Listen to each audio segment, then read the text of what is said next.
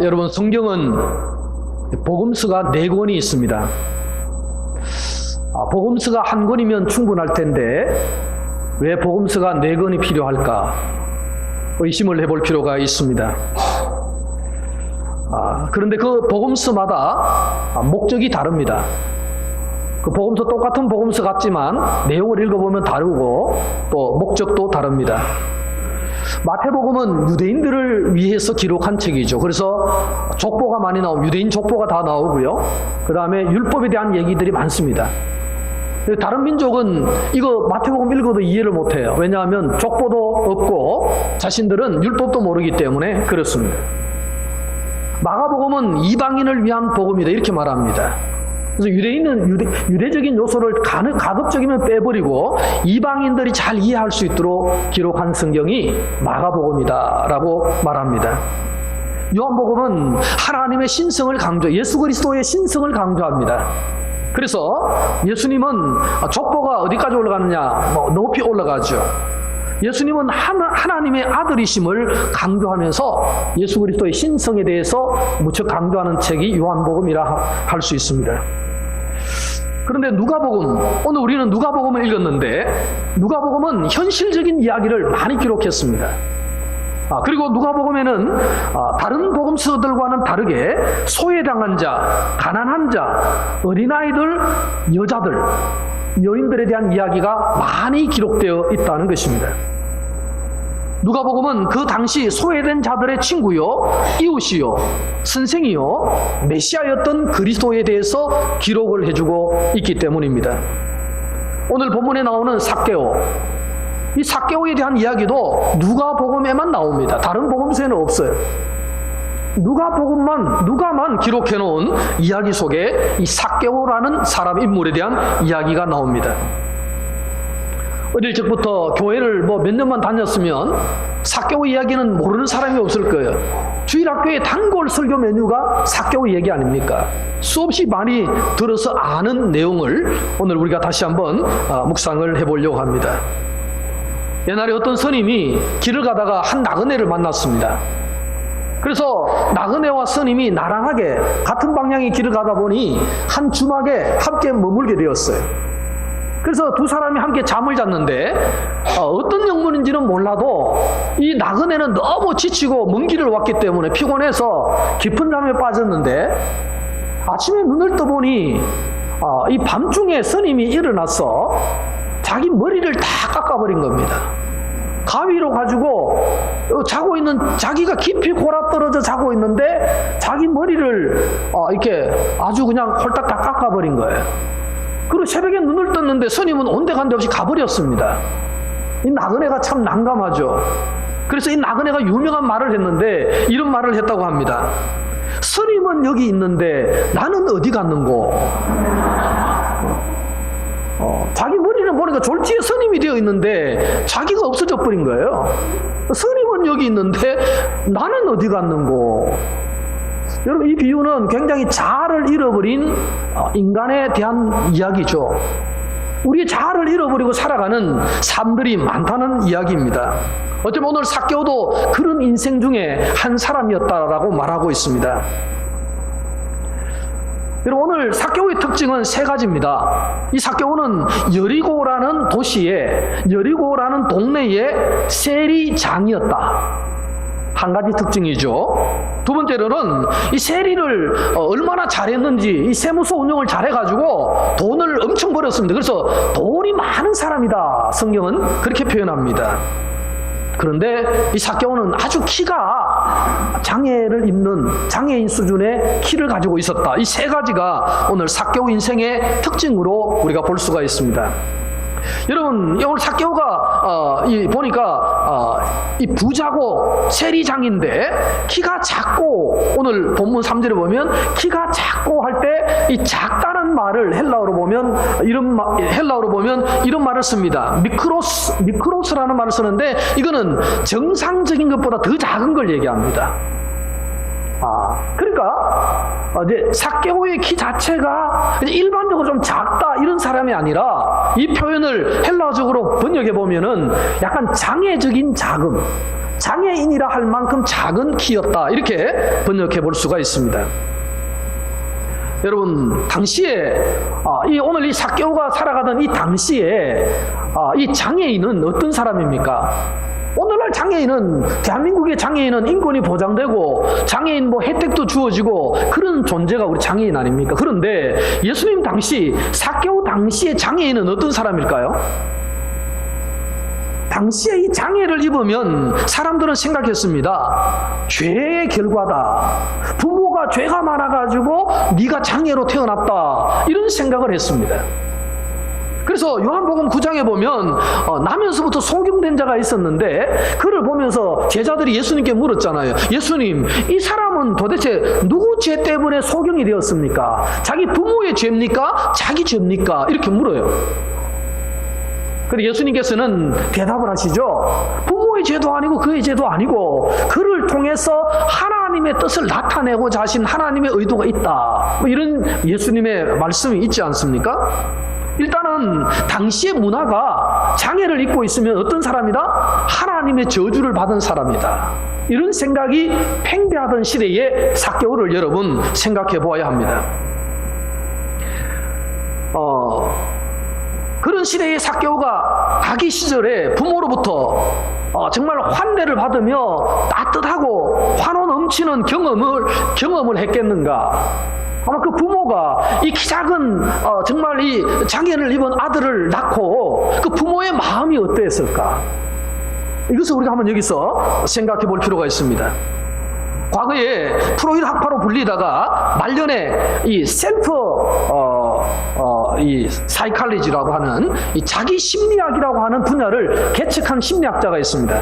그 사람 이름은 하인즈 코흐시라는 사람인데 이 사람은 이제 자기 셀프 자기 심리학을 주장을 했는데 이 자기가 언제 만들어지느냐 연구를 했어요. 그러니까 인간은 모두가 다 자기의 자기를 가지고 있는데 그 자아가 언제 형성이 되느냐. 이 코시라는 학자는 그렇게 말했습니다. 유아기 이 생후 3개월 전부터 옹알이를 시작하면서 그때부터 이제 이 자아를 형성하기 시작한다. 엄마의 젖을 먹으면서 이제 자라면서 그 유아기 시절에 이 한 인간의 인격체에 자아가 다 형성이 된다. 이런 주장을 했습니다. 상당히 일리가 있는 주장이기도 합니다. 어쨌든 그 시기에 가장 아이에게 영향을 많이 주는 사람이 누구냐 하면 어머니죠. 어머니와 아이와의 관계성 속에서 이 아이의 자아가 형성되기 때문에 가장 큰 영향을 주는 사람이 누구라고요? 엄마라는 겁니다. 엄마. 여러분 그런데 오늘 삭개오의 엄마의 감정을 여러분 한번 생각해 보세요. 엄마가 아이를 낳았는데 장애를 낳았습니다. 그 삭개오의 엄마의 마음이 굉장히 뭐 해피하거나 굉장히 뭐 좋았거나 이런 경험은 아니지 않겠습니까? 그러니까 아마 사회적 문화가 장애인을 낳으면은 무조건 하나님의 벌을 받은 인생이라고 말하고 판단하기 때문에 주어지는 그 부담감. 이런 것 때문에 아마 삭개오의 어머니는 굉장히 아마 불안하고 또 굉장히 아마 어려움의 감정을 가지고 있었지 않았을까 우리가 생각해 볼 수가 있습니다. 어릴 때 자아를 형성할 때에 어머니와 함께 관계를 맺으면서 이 아이의 생명의 자아가 형성되는데 그때 그 어머니가 보여주는 반응 경험, 어머니가 전해주는 눈빛 경험 이런 거를 통해서 그 아이의 자아가 만들어진다는 거예요. 이 코온시라는 학자의 주장에 의하면 그렇다는 겁니다. 여러분 삭개오가 어릴 때 눈이 반짝반짝 뜨고 옹알이를 하면서 자기 엄마를 쳐다봤을 때에 그 어머니의 눈빛과 어머니가 보여주는 이 아들을 향한 어떤 얼굴 표정이 어땠을 것 같습니까? 너무 기쁘다 이런 표정보다는 상당히 침울하고 아이를 볼 때마다 좀 속상한 그 부모의 감정을 그대로 얼굴빛으로 눈빛으로 아이에게 전달을 했을 거라는 거죠. 그러면 반대로 삭개오는 어떤 자아를 형성했을까요? 어머니의 눈빛을 바라보면서 어머니의 그 슬픈 얼굴을 바라보면서 아마 그대로 그 어머니의 얼굴이 자기에게로 반영이 되어 온다는 거예요. 그래서 삭개오는 그런 자아를 가질 수밖에 없는 환경이었다는 거죠. 그러니까 삭개오의 마음속에는 아주 건강하고 아주 밝은 자아상을 가진 삭개오라기보다는 어릴 때부터 벌써 마음속에는 상당히 어떤 어머니의 반영이 되어서 속상하고 공허하고 약간은 소외감, 그것을 나중에는 어머니에게 자기가 어떤 메시지를 보내도 계속 그런 반응이 오게 되면 자기 속에 어떤 수치감을 갖게 되는 그런 자아를 형성하게 된다는 거예요. 여러분, 자신이 어머니에게 표현한 감정이 때로는 어머니가 아무런 반응을 보이지 않으면 내가 아무런 의미가 없는 존재이구나 라고 또 스스로 생각할 수도 있다는 거죠. 어린 시절에 그것이 의식과 무의식 속에서 결정이 자꾸 되어진다는 거예요. 자, 그런 어떤 삭개오, 어쩌면 극한의 감정, 그런 것을 경험한 삭개오. 여러분, 그런 삭개오가요, 또 사회적 문화가 있습니다. 자라면서 어머니의 젖을 다 떼고 난 뒤에 자라면서도 사회적으로도 소외감을 갖게 되어 있습니다. 사람들은 모멸감을 주고 상당한 수치감을 주고 바라보기 때문에 삭개오는 나름대로 수치감을 가지고 어떤 낮은 자존감을 가지고 살아갈 수밖에 없었다는 것이죠. 여러분, 더 큰 충격이 있습니다. 그것은 뭐냐면은 모든 유대인들은 성인이 되면은 이제 할례를 받고 난 뒤에 성인이 되면은 이제 예루살렘 성전에 가서 하나님께 제사를 드리죠. 그런데 하나님께 제사를 드리지 못하는 사람이 있습니다. 그 사람 누굽니까? 장애를 입은 사람은 들어갈 수가 없어요. 험 있고 점 있는 사람들은 일단은 그 성전 안에 들어가서 예배를, 제사를 드릴 수가 없다는 거예요. 여러분, 그때 삭개오가 느꼈던 상실감 얼마나 컸을 것 같습니까? 같은 남자인데, 같은 유대인 성인인데 다른 친구들은 다 들어가서 성전 제사를 지낼 수 있는데 삭개오는 그 장애 때문에 들어갈 수 없다고 못 들어갈 때 그 삭개오의 마음이 얼마나 큰 상실감과 모멸감을 가지고 있었겠는가. 여러분, 자라면서도 어머니의 시선, 친구들의 시선, 동네 사람들의 시선, 자기 민족 사람들의 어떤 그 시선, 자기를 바라보는 시선 속에서 삭개오는 따뜻함이나 어떤 푸근함이나 그런 것보다는 늘 자기를 좀 이렇게 자학할 수밖에 없는 그런 어떤 환경 속에 있었다는 것입니다. 여러분, 요즘 우리 현대인들에게는 우울증이 뭐예요? 옛날 사람 감기와 같이 옵니다. 그 우울증의 이면에는 뭐가 있느냐 하면은 얼어붙은 분노, 해결할 수 없는 분노가 쌓이면 뭐가 된다고요? 우울증으로 발전하게 된다는 것입니다. 그래서 나중에는 이 자살을 하게 되죠. 제가 겸행대학에서 그 상담하신 목사님들을 많이 만났는데 상담하시는 목사님들이 우울증 상담을 잘 안 해요. 우울증이 사실 제일 심각한데 상담을 잘 안 해요. 왜 안 하느냐 물어보면 우울증이 상당히 상담하면 효과가 나타나요. 상담 전문가이기 때문에 이분들이 다 상담을 하면 효과가 제대로 막 나타나는데 어느 순간에 우울증이 확 와버리면 그냥 아파트에서 뛰어내려버린다는 거죠. 그래서 상담하다가 자기가 시큰 상담하고 몇 개월 동안 상담하고 했는데 많이 좋아지는 듯 하다가 어느 순간에 그 사람이 뛰어내려가 죽어버리면 상담하는 자기가 너무 큰 충격을 받는다는 거예요. 죽은 사람도 죽지만 상담하는 자기가 충격을 받는다는 거죠. 그래서 우울증 상담만큼은 될 수 있으면 안 하고 싶다라는 그 말이 상담 전문가들의 얘기예요. 그런 경험들을 한번 하고 나면 상담에 대한 굉장한 자신감을 잃어버리고 충격을 받기 때문에 피하고 싶다는 거예요. 그래서 제가 어떤 우울증 환자를 소개해 드리려고 전화했더니만 박 목사님, 그거 좀 너무 제가 힘듭니다. 자기가 하면 분명히 좋아진대요. 분명히 상담하면 몇 개월만 확 좋아지는데 그게 끝까지 안 가고 좋아지다가 또 어느 순간에 그렇게 되기 때문에 자기도 굉장히 책임지기도 어렵고 감당하기도 힘들다 해서 피하려고 하는 모습을 제가 들었습니다. 여러분, 삭개오는 평생 이런 어두운 감정을 가지고 살았을 가능성이 굉장히 높죠. 그럼 그 어두운 감정이 뭐로 나타날까요? 나중에는 사람들에 대한 복수심으로 나타납니다. 두고 보자. 나를 이렇게 멸시하고 나를 이렇게 조롱하고 나를 하찮게 여겼던 모든 사람들을 내가 한번 두고 보자. 이런 마음이, 복수심이 불타오른 것이 삭개오의 마음이었습니다. 아마 그래서 삭개오는 안간힘을 다해서 남들이 다 조롱하고 반감하고 싫어하는 그 세무 공무원, 세금쟁이, 세리장이 되었습니다. 그것도 그냥 세리가 아니고 어때요? 성경 보니까 세리 중에 제일 높은 여리고의 세리장이었다. 성경은 오늘 본문에 그렇게 기록하잖아요. 그러니까 삭개오는 안간힘을 다해서 자기가 세리장이 되어가지고 자기 민족 유대인들에게 세금을 알뜰히 거두어서 로마에 갖다 바치면서 복수하는 그런 마음이 생겨나게 될 수밖에 없는 환경이었다. 어쩌면 지독하게 로마의 입장에 서서 자기 동족을 괴롭혔던 그런 어떤 못된 사람으로 자랐는데 자기도 일종의 복수심으로 그랬을 수 있겠다는 생각을 할 수가 있다는 것입니다. 여러분, 이런 삭개오를 유대인들은 또 어떻게 바라봤을까요? 점점 더 어릴 때도 그렇게 바라봤지만은 점점 더 하는 행위가 악하게 보이니까 점점 더 삭개오를 바라보는 시선이 더 따갑고 더 사늘하고 더 안 좋은 감정을 가지고 자꾸 대하게 되었다는 거죠. 그러니까 이 감정이 서로 간에 점점 더 깊어질 수밖에 없었다는 거죠. 자, 이런 상황 속에 누가 오십니까? 오늘 여리고에 1절에 보니까 예수님이 지나가신다. 그 도시에, 그런 상황 속에 있는 도시에 누가 오신다고요? 예수님이 오셨다. 그렇게 말씀을 합니다. 여러분, 예수님은 오늘 10절에 보면 마지막 결론은 이렇게 말씀합니다. 예수님이 오신 목적이 뭐냐? 인자에 온 것은 잃어버린 자를 찾아 구원하려 함이니라. 오늘 예수님이 여리고에 오십니다. 여리고 오셔 지나가시는데 여리고에 오시는 목적이 있었어요. 뭡니까? 잃어버린 자를 찾기 위한 거예요. 그 잃어버린 자가 누구였습니까? 바로 삭개오였습니다.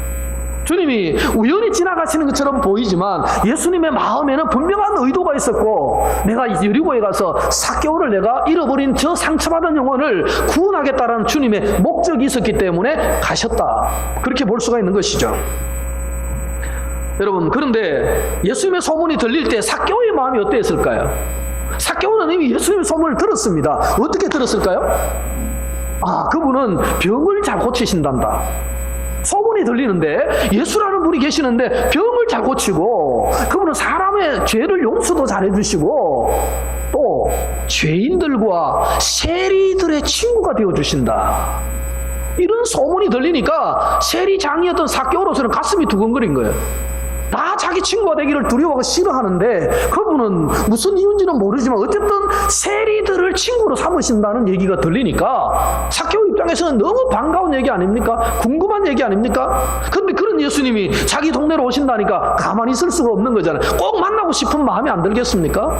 그래서 오늘 삭개오는 거룩한 호기심을 갖고 예수님을 보기 위해서 나아가죠. 여러분, 이 삭개오가 가진 호기심, 이것은 어쩌면 굉장히 거룩한 호기심이에요. 예수님을 향한 호기심이죠. 그렇게 마음을 먹고 이제 찾아갔습니다. 여러분, 예수님을 만나기 위해서 그 삭개오가 갔는데 순간적으로 절망하죠. 오늘 절망에 빠져버린, 왜 그렇습니까? 일단 예수님 주변에 사람이 너무 많아. 예수님 지나가는데 막 이 사람들이 몰려 있으니까 키 작은 자기로서는 들어갈 수가 없는 거예요. 그렇죠? 사람들이 너무 많아서 접근이 안 되는 겁니다. 얼마나 가슴 뛰면서 찾아왔는데 너무 사람이 많아서 접근이 안 되니까 힘들게 되었습니다. 뿐만 아니라 자기는 키가 너무 작으니까 어디서 뒤에서 볼 수도 없는 거예요.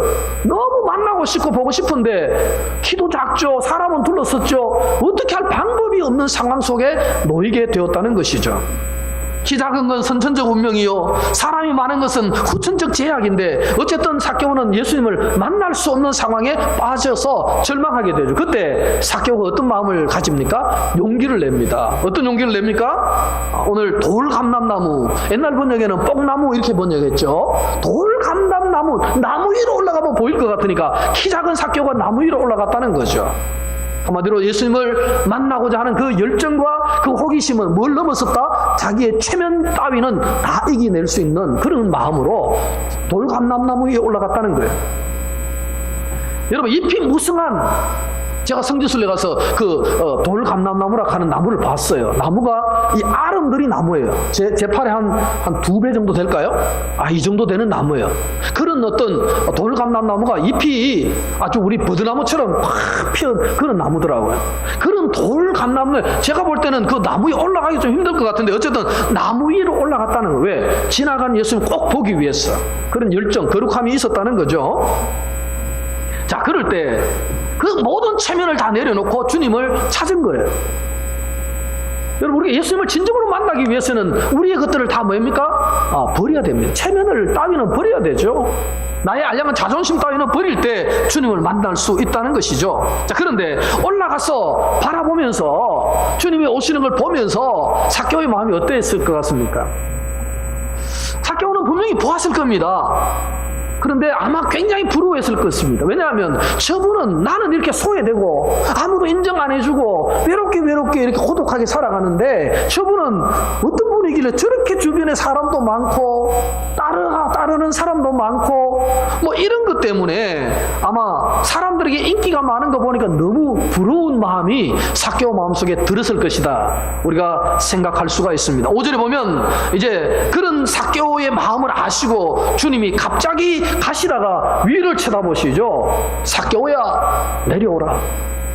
주님이 한마디 하셨습니다. 삭개오를 딱 바라보면서 삭개오야, 속히 내려오라. 내가 오늘 네 집에 유하여야 하겠다. 5절 말씀에서 주님께서 말씀을 하셨습니다. 여러분, 삭개오는 그 순간 아마 이 천둥 번개가 치는 듯한 쿵쾅거림이 심쿵이 아마 일어났을 겁니다. 마음이 막 쿵닥거렸을 거예요. 지금까지 인생을 살아오면서 누구 하나도 이렇게 다정스럽게 자기 이름을 불러준 사람이 없는데 처음 보는 예수님, 그 예수님이 자기를 본 적도 없는 분인데 그분이 자기를 향해서 삭개오야, 내려오라. 그때 마음이, 가슴이 쿵쾅거릴 수밖에 없는 거예요. 가슴이 뛰는 겁니다. 여러분, 그 주님의 따뜻한 음성, 부드러운 음성은 삭개오에게 뭘로 들릴까요? 아주 복음으로 들린 거예요. 삭개오야, 이름을 불러주는 그 따뜻한 음성 자체가 삭개오의 마음을, 그 복수심에 불탄 마음을 순간적으로 내려놓게 만들었다는 거죠. 뿐만 아니잖아요. 그렇게 예수님께서 하신 말씀이 삭개오야, 속히 내려오라. 내가 오늘 너희 집에 유하여 하겠다.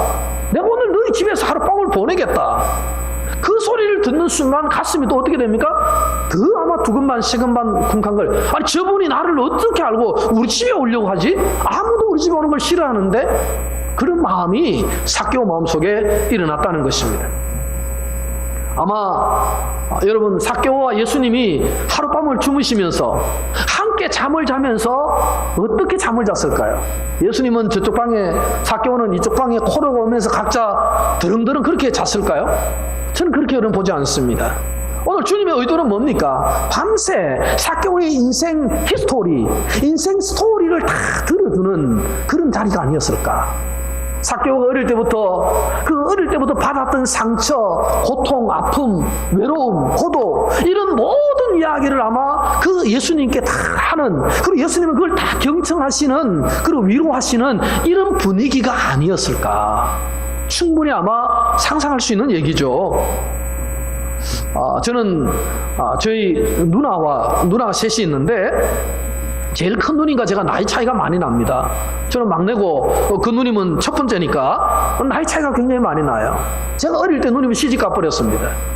시집 가가지고 제 얼굴도 잘 기억 못 하는데 어쨌든 누님은 이제 친정이라고 가끔 오면은 이제 저는 어릴 때 엄마 옆에 자니까 엄마하고 이제 같이 자는 거죠.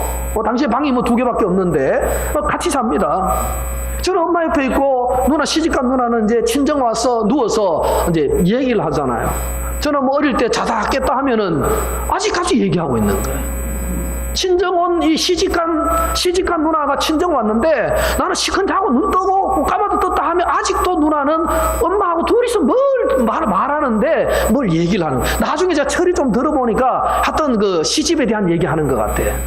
시숙이 어떻고 시어머니가 얼마나 별나, 하여튼 이런 시댁에 받았던 그 스트레스 이런 거를 친정와가 엄마한테 밤새도록 얘기하면서 엄마에게 얘기하는 마음, 아마 그러면서 우리 누나가 그 모든 시댁 스트레스를 풀고 아마 또 시집살이 하러 가고 또 한 6개월 있다가 와가지고 또 엄마한테 다 풀고 엄마는 밤새 들어주고 또 시집살이 하러 가고 아마 그렇게 시집살이를 옛날에 겪어내지 않았을까. 지금 제가 나이가 이제 50이 넘어가니까 이제 그런 것도 보이기 시작하는 거죠. 어릴 때야 그야 뭐 뭔지는 모르고 뭐 이야기하시는구나 이런 생각이지만 지금 생각해 보면 그 시집살이가 처녀가 얼마나 힘이 들었겠는 시집을 가서 그때 그 친정 엄마에게 와서 이렇고 저렇고 하면서 자기 마음을 다 토하고 내어놓으면서 힐링을 하고 소위 말해서 시집으로 다시 가서도 이를 악물고 시집살이 해내고 이런 아마 마음이 아니었을까.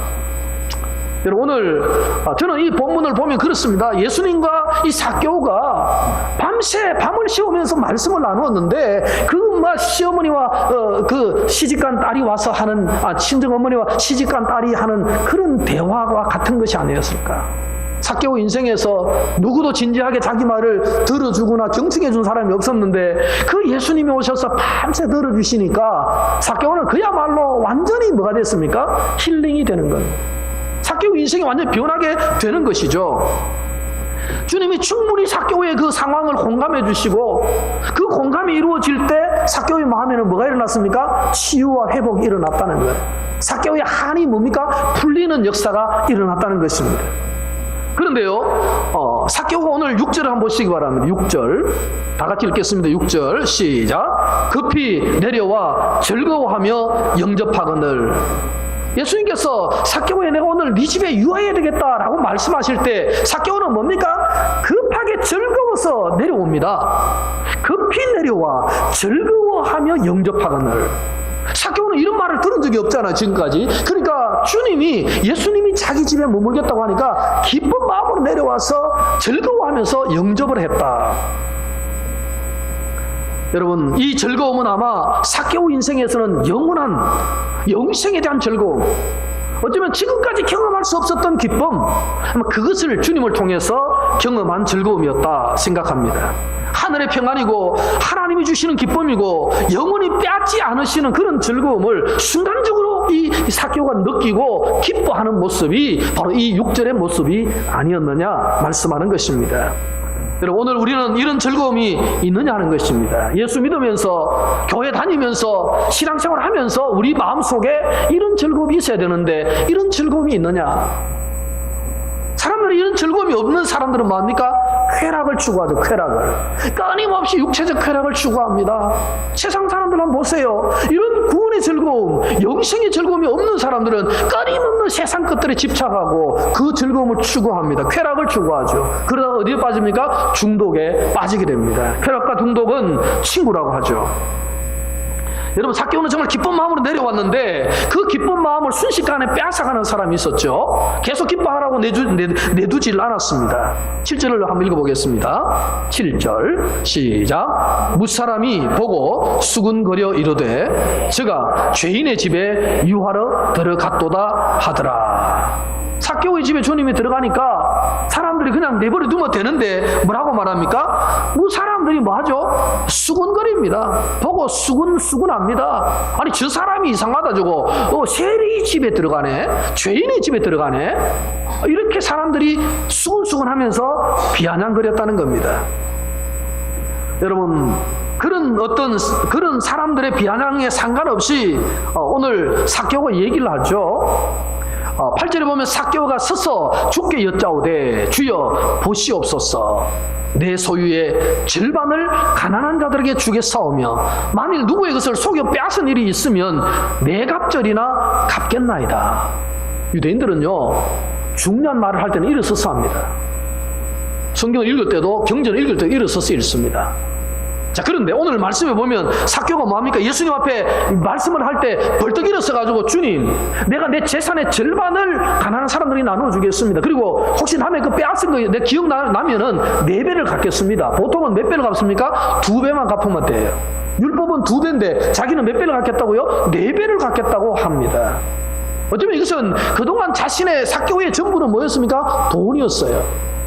그죠? 세금장이 하면서 돈을 모으고 그래서 오늘 성경에 보니까 뭐라고 말했습니까? 삭개오를 얘기하면서 그는 부자라 이렇게 표현을 했습니다. 돈이 얼마나 많았길래 부자라고 하겠습니까?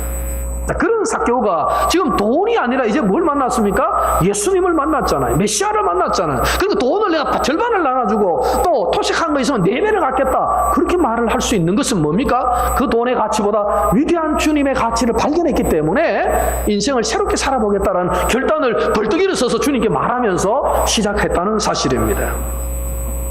여러분, 정말 전적인 헌신을 주님께 보이는 것이죠.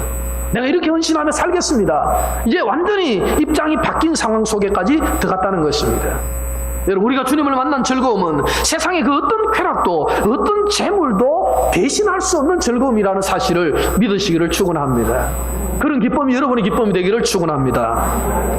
여러분, 오늘 삭개오의 이런 결단 앞에 예수님께서 2가지 선언을 해주십니다. 마지막 9절을 한번 보시기 바랍니다. 9절을 보시면 예수께서 이르시되 오늘 구원이 이 집에 이르렀으니 이 사람도 아브라함의 자손이미로다. 오늘 예수님께서 2가지 선언을 하셨어요. 하나는 뭡니까? 오늘 구원이 이 집에 이르렀다. 내일 임하는 구원이 아니고 그저께 임한 구원도 아니고 오늘 이 순간에 구원이 임하였다. 구원은 누가 주는 겁니까? 주님께서 주시는 겁니다. 오늘 주님이 오늘 이 집에 임하였기 때문에 오셨기 때문에 구원이 오늘 이 집에 임하였다 선언을 해 주셨습니다. 그리고 오늘 보면 이 사람도 아브라함의 자손이미로다. 뭐 유대인은 다 아브라함의 자손 아닙니까? 그런데 삭개오에는 어떤 상처가 있어요? 아브라함의 자손임에도 성전에 들어가지 못하는 그런 어떤 상처가 있지 않습니까? 자, 그런 상처를 주님께서는 지금 풀어주시는 겁니다. 한마디로 이 삭개오의 한을 어떻게 주죠? 풀어주는 거예요. 삭개오의 상처를 주님이 만져주시는 겁니다. 자신의 마음을 꿰뚫고 계신 그 주님 앞에 삭개오는 자신의 모든 재산을 드리고 또 주님은 그 모든 상처와 아픔들을 씻어주시는 그런 모습으로 나타나고 있다는 것입니다. 여러분, 우리가 보통 교회 오면 죄는 다 씻겨집니다. 죄 사함은 우리가 굉장히 선언하죠. 그런데 그 죄 사함 이후에 우리의 어떤 상처와 한은 잘 못 풀어내는 경향이 많죠. 그러나 성경은 주님은 죄만 사하지 않았습니다. 죄 사함 이후에 뭐 했습니까? 그의 아픔도 만져주셨죠. 그 한을 풀어주시는 거예요. 죄 사함 이후에 우리의 상처와 아픔도 한도 풀어주시는 것이 성경의 진리예요. 그래서 우리는 죄사함 받으면 끝이다. 뭐 상처가 있든지 말든지 그렇게 생각하기 쉽다는 사실입니다. 여러분, 삭개오 마음 안에 있었던 소외감, 이것은 정말 누구도 해결할 수 없는 얼어붙은 마음이었는데 주님의 시선과 주님의 방문과 주님의 따뜻한 온화한 미소와 주님의 그 들어주시는 경청함으로 말미암아서 온전히 뭐가 됐다? 치유가 일어났다. 그렇게 오늘 성경은 말씀하고 있습니다.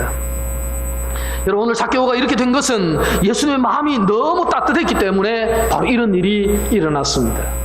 정말 우리의 마음이 이렇게 따뜻하면 얼마나 좋겠는가. 주님의 마음을 닮아서 따뜻해진다면 얼마나 좋겠는가 생각을 하게 됩니다. 저는 어제 오후에 어떤 문자를 하나 받았습니다. 목사님의 말씀 속에는 사랑이 없는 것 같습니다. 이런 문자였어요. 설교 준비를 한참 하고 있는 중에 받았는데 참 제가 가슴이 아팠습니다. 내가 목사로서 사랑이 없구나. 갑자기 자책이 되는 거예요. 내가 막 삭개오가 된 느낌에. 자, 사랑을 어떻게 더 키워가지? 내일 설교가 이 삭개오의 주님의 따뜻한 마음인데 내가 내 이런 마음으로 따뜻한 마음을 어떻게 전달할 수 있겠는가? 자신을 많이 돌아봤습니다. 주님, 제게 사랑을 주시고 따뜻한 마음도 주시고 따뜻한 눈빛도 좀 주세요. 제가 부족하니 이런 문자를 받을 수밖에 없지 않습니까? 제가 자책을 했습니다. 그 말이 상처가 될 듯도 한데 제가 지금 상처에 대한 얘기를 하고 있잖아요. 그리고 상처에 대한 설교를 하면서 내 상처를 하나님께 맡기고 또 상대방 그 문자를 보내신 그분을 위해서도 간절히 기도했습니다. 하나님, 그분의 마음도 만져주셨어요. 우리가 교회 안에서 상처를 주고받는 공간이 아니라 상처를 힐링하고 치유하는 공간이 되게 하나님 인도하여 주소서. 간절한 기도하는 마음으로 설교를 준비했습니다. 사랑하는 성도 여러분, 우리 세상을 살아가면서 감정을 많이 다치잖아요. 교회 안에서도 다칠 수 있고 직장에서도 다칠 수 있고 가족 간에도 감정을 다칠 수가 있어요. 자, 그럴 때 오늘 우리가 해결을 어떻게 할 수 있느냐? 오늘 주님은 이 상처받은 삭개오를 어떻게 해결해 줬습니까? 뭐 대단한 게 아니지 않습니까? 주님의 따뜻한 마음, 주님의 따뜻한 시선, 주님의 따뜻한 경청, 그것으로 말미암아서 삭개오의 인생을 바꾸어내는, 삭개오가 그동안 풀지 못했던 그 모든 한들을 해결해 주시는 그런 은혜가 이 본문에는 나타난다는 사실입니다. 사랑하는 성도 여러분, 오늘 여러분의 마음속에 바로 이 주님의 마음이 느껴지시기를 축원합니다. 그리고 여러분, 우리 서로 간에 따뜻한 마음으로 좀 안아주시고 따뜻한 시선으로 좀 바라봐 주시고, 우리가 서로가 서로에게 힐링하고 치유하는 상처받은 치유자가 되어야 된다는 사실을 깨달으시기를 축원합니다. 그런데 우리는 끊임없이 요구합니다. 저부터 시작해서 우리는 서로에게 끊임없이 나의 상처를 치료해달라고 요구를 합니다.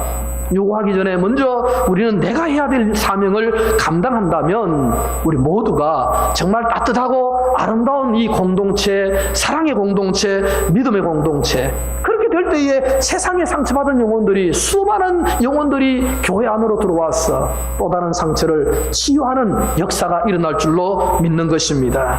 아무쪼록 여러분의 마음속에 이 주님의 따뜻함이 충만하기를 주님의 이름으로 축원을 드리겠습니다. 기도하겠습니다. 하나님 아버지, 연약한 저희들에게 상처 많은 한 맺힌 삭개오를 찾아오셔서 삭개오야 내려오라, 내가 오늘 네 집에 유하여 하겠다 주님 말씀해 주셨습니다. 한밤중에 임하셨어요. 한밤중까지 삭개오와 함께 대화하시면서 그의 모든 상처를 어루만져 주셨던 주님께서 오늘 우리 가운데도 임하여 주시고 성도들의 마음에 있는 모든 상처도 만져주셔서 하나님 아버지, 주님의 따뜻한 마음으로 우리가 녹여지는 역사가 있게 하여 주옵소서. 상한 마음을 회복하여 주시고 하나님, 상처 입은 심령을 주님께서 만져주심으로 깨끗하게 치유되는 역사가 있게 하여 주옵소서. 예수님의 이름으로 기도드리옵나이다. 아멘.